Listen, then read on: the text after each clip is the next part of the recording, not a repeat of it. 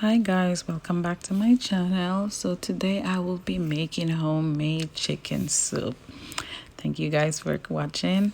Please like, share and subscribe. So here I am washing all my vegetables. I'm getting them clean. I'm getting them prepared for the soup. So here I'm cleaning off carrots, pumpkin and chocho. Everybody called chocho something different in their country. So I'm just removing the seed from the middle of the pumpkin, and I'm peeling off all the skin from the pumpkin. And I'm gonna do this to all the vegetables. Like I'm gonna do the same thing to this chocho that I have. I'm going to be cleaning it off. And the same thing with the carrot. I do not have a carrot peeler, so I just use the knife and scrape off the carrot and wash it. And then here, after I finish doing all of that, I'm going to like cut them into like dices. I'm going to dice them into pieces, like dice them and get them ready. So here I am, I'm cutting down the carrots, and I'm showing you guys how I do it. I just cut them down into like dice pieces, and I go right through and do that to all the vegetables. I cut them into dices. I do the pumpkin, I do the carrots, and the chocho. I just cut them down into dice pieces. So I will go through and do that to all of them. When I finish, I will wash my vegetables, place them to the side, and then I would get my chicken.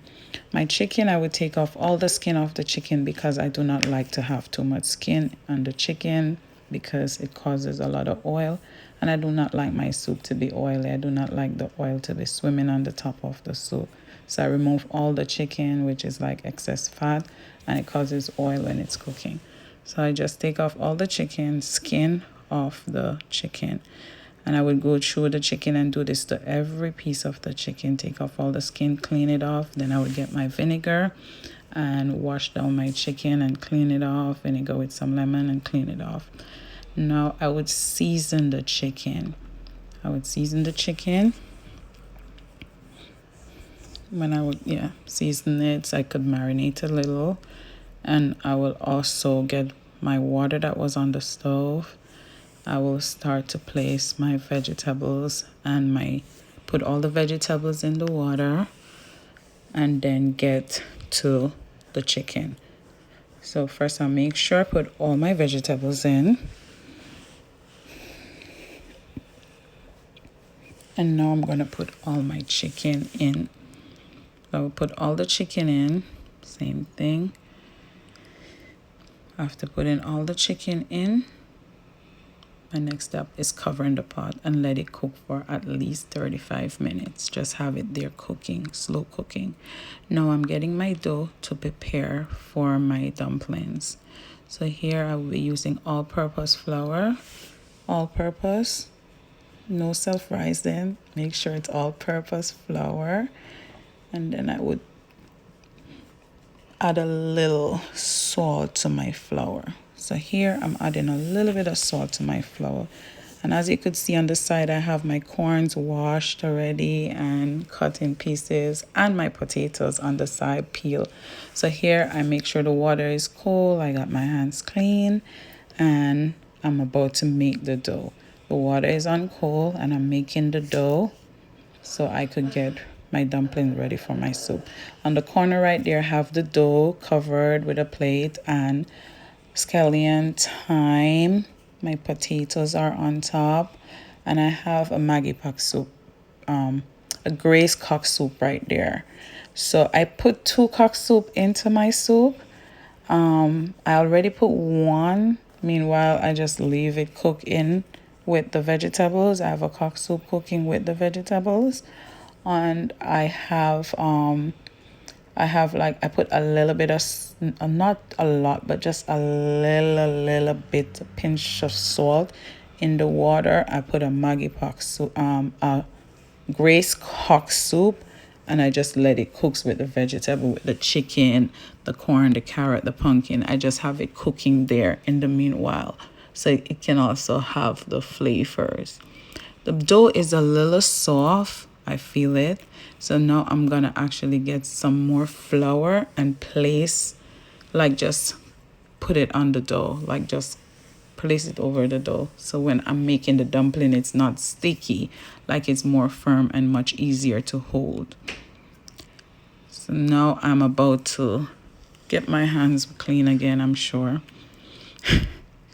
It's like I'm gone for a little second right there.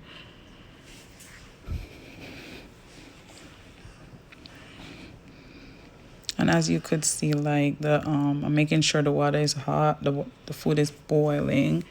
So now I'm about to start making my dumplings. Of course,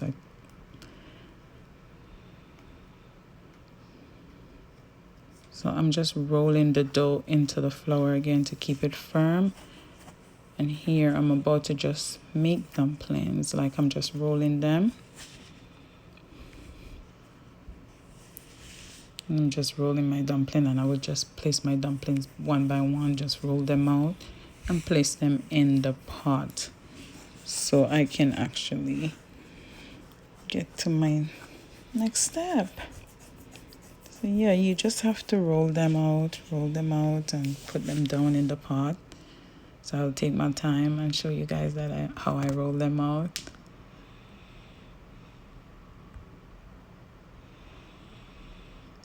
You just pick up a bit of dough and you make sure you keep roll, like, because the dough is soft for me, I put a little flour and I just keep rolling the dumplings in the flour to make sure it's not too soft.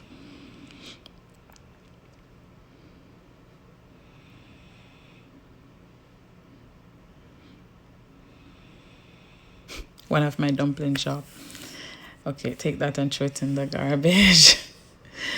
And then now I get back to rolling my dumpling and putting them into the pot.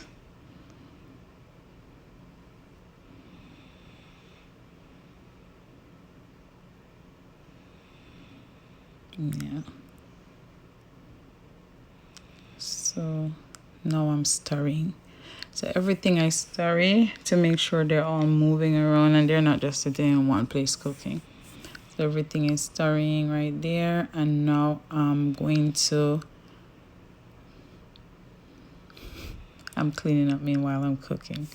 I think that's in all of us. It's a habit. So now I make sure I wash my hand again. And now I'm going to be cutting my potatoes and placing.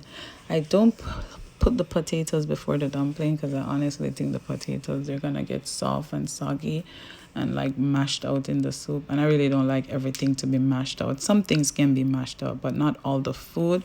So I just take my time and cut them down and leave them for like whatever 30 or 40 minutes time or 35 minutes time that I have left to be finished cooking my soup.